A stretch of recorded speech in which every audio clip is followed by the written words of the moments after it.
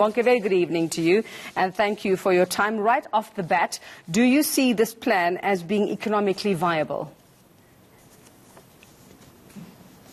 Well, I can agree with the previous person that I actually do not know why Pravin Gordhan decided to have this meeting today, this briefing today, because instead of coming up with some solutions, he confused us even further. The whole issue about Eskom being broken into three parts, generation, transmission and distribution, has always been there.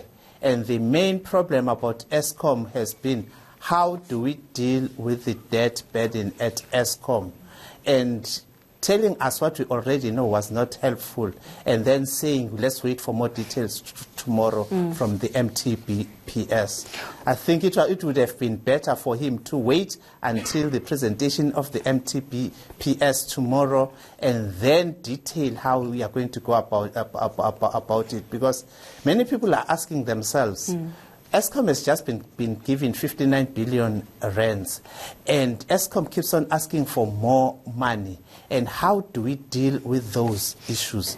Now, when you come back and you remind us that there will be two entities, then it takes us back to the debates we've had in the past about, are we going to create new empires here which would actually increase the cost of doing business for Eskom, or resolve that one? And he has left many people asking questions than getting answers. Well, Bonke, what do you see this then as? Do you see it as just putting out a plan there just to sort of keep investors calm, just to sort of, stabilize, markets as well, especially in light of the Moody's decision that we are expecting this week? Do you think that maybe that's what it was, just a bit of window dressing? I think he just wanted to assure the investors and everyone else then that whatever they are going to hear tomorrow from the Minister of Finance will be in line with the plan that they've come up with. But rather than solving issues, he has created more doubts. In fact, I can tell you that immediately after the presentation of that plan, the rand did somehow get to the wrong side before stabilizing and coming back to the levels where it was roughly in the morning. So is there nothing? I think it was a bad. It was a bad decision to have him say something today rather than after tomorrow's mini-budget speech. Bonke, is there nothing in this plan that you see as possibly working, as possibly being the answer to our troubles? I mean, for example, sort of grouping the power plants into three big clusters. You obviously think that breaking up the departments is going to be a bit of a waste of time and money. What about the new appointments and the shake-up of the board? Do you not see those things as encouraging? I am not saying that this plan is useless and there's nothing good which is going to come out of it. But when you leave the big question about the funding, then you are not really solving issues. One very good thing he said out of this has been then that when it comes to transmission, there will be more focus then on different energy mixes, and no longer just that is generation, and no longer just concentrating on the fossil fuels. But we want to hear more about that thing. But you cannot discuss those things without dealing with the main issue of finances.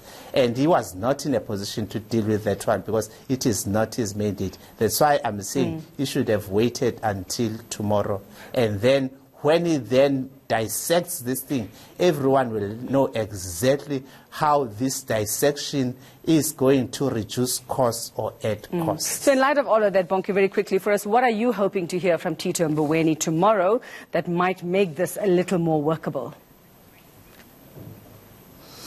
Now we are talking. Tomorrow we expect, and I know that the Minister of Finance and his team have been really sitting down continuously for the last 3 weeks at least, just working on this.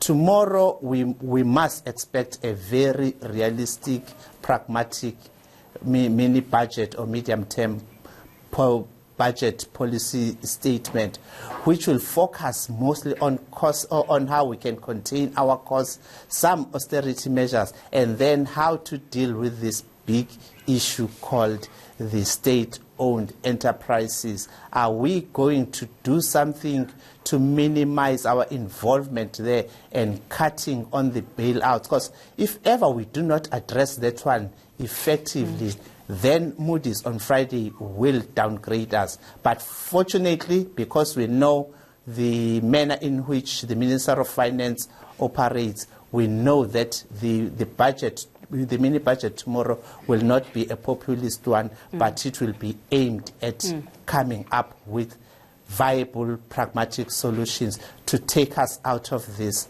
So by Friday, I know Moody's is not going to downgrade us. Okay, thanks very much for that. That's economist Professor Bonke Dumisa. He's in Durban for us.